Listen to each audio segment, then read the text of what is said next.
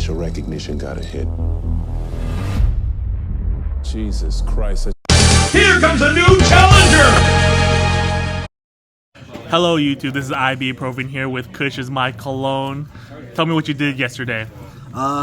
Finished 4th out of, I believe, like 980 or maybe 1,000 players in the Carta Magica Online Regional. And that was that a regional? You said regional. That's an invite right there with another cereal. Yes, sir.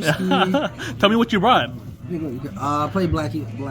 Oh, like shoot. Taxi, Luffy, or Taxi? whatever you want to call it. Whatever you want to call it. Damn, you getting people walking up to you middle in an interview. That's my boy, bro. He top 64 Nats. Oh, shit. Yo, look over here. We got another cereal holder right Oh, here. shoot. We got stacked in Oregon, bro. Yeah, we're getting there. We climbing. Yeah, there's not a lot of people here because the shop just opened, but... Starter deck battles. Make sure you get y'all starters. Shit. All right, let's break it down. Is there... I know the last time we talked... we broke down your game at the in-store regional when you played BY Luffy into the Bonnie, right? The Bonnie. Yep, at that time, you had some secret sauce.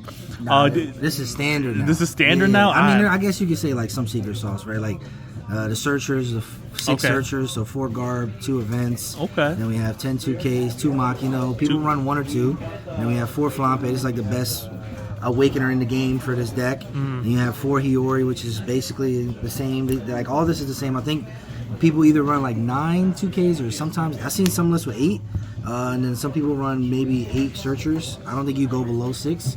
I think 6 is probably like the bare minimum. I mean, all the babies are the same except for 2. I have 2 aces. Oh, you bumped it up to 2 aces now? Okay. Yeah, I'll explain that after in a second. So 4 Luffys, 4 Sabos, 2 aces. Yep, okay. Yep. 4 Draws, Kuzans. Okay. 4 Fist Luffys. 4 Egghead Luffys. Of course. 4 Sabo blockers. We have 2 Ivankov and 2 Ace. This is the only change. This is the only change. 2 Ivankov, 2 aces. Yeah, so everything else is standard. The reason, so last time we did this, I was on Tenzan, right? Yep. I was on Tenzan and Finger Pistol. And then I did the regional the week before this weekend, last weekend or whatever I believe it was. And I didn't do too hot. I played 4 Nami that regional. Oh, gosh. Yeah. And I ended up playing a Bonnie as well. I lost. I didn't play a Bonnie yesterday, thankfully, but I have a funny story about that. But I ended up playing 4 Nami. I went 2 and 2, and I was like, you know what? Like, if I had the Ace instead of the Tenzan, it would have won me those matchups. And then when I played the Bonnies, the Tenzan wouldn't have mattered either. Okay. So I think the biggest issue is that the go ahead, hold on, pause. Pause. We'll edit it. Pause. Okay, we're back. I'm paused. Yeah, we're back. So yeah, so basically the reason I put the aces in was because of the Nami matchup, and then I felt like I could also beat Bonnie with it because the Bonnie I lost to 2 weeks ago, it was very close. 10 drop didn't really do too much for me, and the ace, if I had to rush just extra swings and pressure earlier, I think it would have won me the game. And then I decided to put Ivankov in because I just like the card. I think it's a good card. Like you can awaken, especially versus like Purple Luffy. I had a game where I would have lost. It was, I think, round 8, or it was round 9, I think it was. Let me see, I'll tell you right now, because I ended up playing, I have my matchups. It was round 9. Yeah, I played a Purple Luffy, and I was going to 10 Don. It was his turn, and I was like, okay, he's going to play a blocker, and then maybe he plays double blocker. But if he plays a Magellan and keeps me at 9, then I can't Gecko Awaken. But he has a wide board, so I have to find a way around it. And earlier, I was like, you know what, I'm going to keep the Ivankov in my hand because I feel like it's going to come up. Because there's a couple times where like I could use it and go to 9K with 1 life, or just have an extra blocker out. And I know Purple Luffy likes to run Sheep's Horn now. Because one of the guys I played earlier in the day, Purple Luffy, told me he had beat 2 BYs. And I was like, okay, he's got to be running Sheep Horn. Because it's like the only way I can think about it, unless they're just like out pressuring you.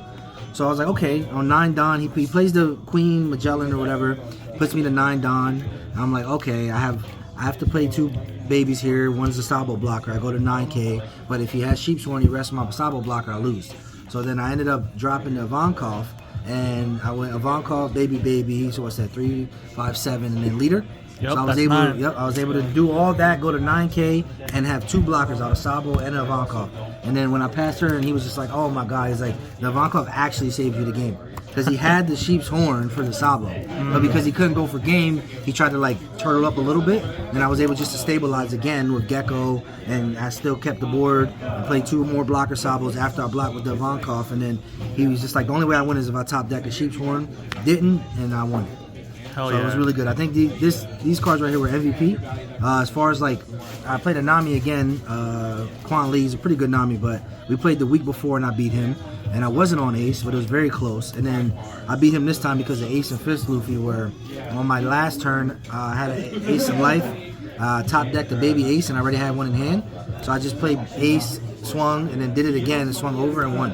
So it was a 7-8. A bunch of 9s and then 11K with leader that won me the game. Let's rewind. Let's rewind this real quick. Let's talk about your whole matchup spread, if that's the case. So, if people want your whole deck list, it'll be on Eggman events, obviously, top Twitter 4. as well. Hell yeah! It looks like the only big changes you did is you transitioned from Finger Pistol to Kuzan's 10 drops into the Aces Ivankovs. Yep. And it sounds like it came in clutch, and it looks like it really paid off for you. Yeah, no, that card was actually MVP. I think Fist Luffy was the best card of the day. It helped me in every single matchup. Like, it literally was like, if I get a Fist Luffy out, it stays on board, I don't lose. That card is actually just way too much. And then I ended up, just as far as like my matchup spreads, I played 2 Lucchis, 3 BYs, 3 Purple Luffys, a Nami, and then a Reiju. Oh, wow. Yeah, Reiju was my last. He actually got 15th, so shout out to him. And the Purple Luffy I played got 2nd, so shout out to him as well. Oh, shoot. Yeah, Okay. so, but it was funny because the last round, I'm like, okay, X1, if I win, I think I have a high chance of getting a cereal because at the time, I was top 8. So like, okay, I just need to win and I'm in. And I go to the room, but it was like round 10, table 5, and I read it like the other way.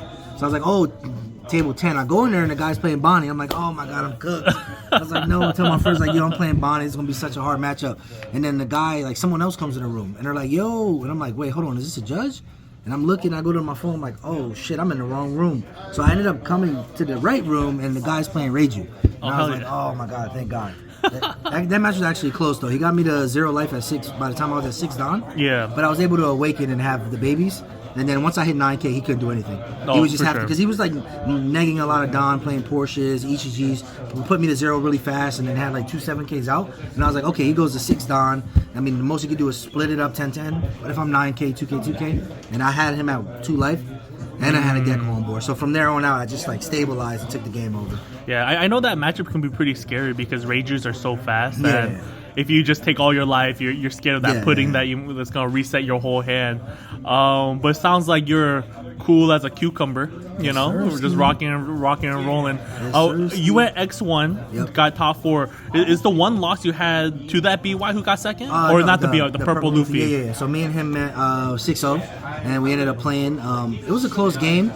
He's just like, I think his one turn he like double Magellan me, and then he had wide board. So I'm like, okay, I can't. I'm at like 6. I went from like 8 to 6. I'm like, okay, now I can't go to 10, so I gotta redo all this over. So I had to like play around that, and then he double law blockered me, and the double law blocker ripped 2K, 1K, 2K, 1K, and then and my life was like 2 geckos, and I needed a 2K at the end, and then I think I just restabilized with Gecko because his board was only 5 and 6Ks, and then at that point he would probably like get a card or a block out of me, but I would continue to pressure him because I think he was at like 2 life. So that like just him being able to rip that counter out of me, my hand with the laws killed me. No, for sure. Yeah, but I mean, he ended up getting second. He did lose to Jonas. Shout out to Jonas also as well. That won the tournament, but he lost to him, so he avenged me, which felt good. It felt good. Oh, right on. And you know, today we're coming in with the structure deck battles at locals, right? Is that what you're transitioning to? I know you're going to San Diego. Is it next week? Yeah, next weekend. So that's 8.5. Yeah. What are you bringing with you? I'll probably just play BY again. Oh, okay. I still think the deck is probably the best deck in the format. I do think that Dofi is like right next to it. I definitely had a different perspective of like Purple Luffy, but that deck is actually really good. Oh, hell yeah. I think the deck is really, really good. But I'll probably play BY, and then if not, I'll probably play Dofi. I think Dofi is like 1 and 2, but if you like get matchup knowledge down and understand matchups and just play it pretty well, I think BY should be able to win. Because like I said, once you stabilize, you usually can beat most decks in the meta as BY. Oh, no, I agree. And then looking into the future, a couple months down the line, since you have your national invites, got that serial card coming through the mail. What do you think about your playing in OP09? To be honest, personally, I want to play Teach or Purple Black Luffy because I think it's just the best AA leader in the game. But I'll probably end up playing either BY or something else.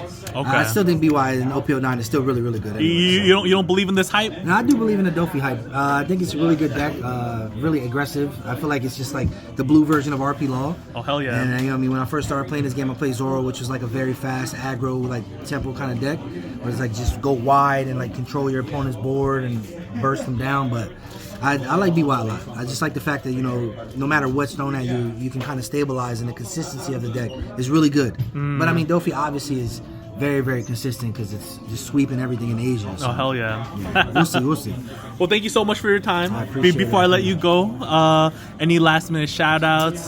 Shout out to the Oregon scene. Shout out to all my locals. A couple of my boys went up to Seattle and Dragon Ball. And I think it was like 4 people that came home with a cereal. Oh, so hell shout yeah. out to all of them. I do want to shout out Jonas and Jackson. They have a YouTube together, so go check it out. I think it's the Clyde TCG YouTube, but his Patreon and his videos really helped me just like get like BY down better.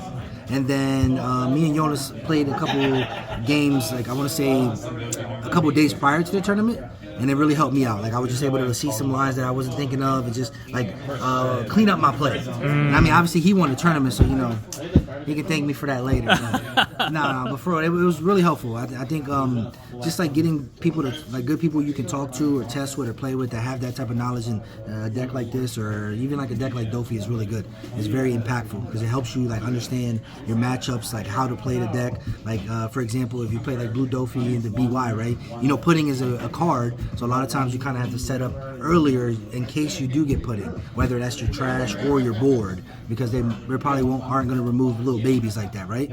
So I think it's just like small things like that, the matchups of like little intricacies of the deck and what you can do in certain matchups to help you kind of stabilize and take advantage of that is what really is important. So No, shout for out to sure. them for that. Shout out to them for that. And you're always a fountain of knowledge over here, Yeah, I'm becoming doing the one of best I our can. Oregon top players. This is Yes, the second sir. serial you're I bringing appreciate home. it. I Yo, appreciate it. congratulations, Thank you, Papi. and I hope you do well in San Diego. Thank you.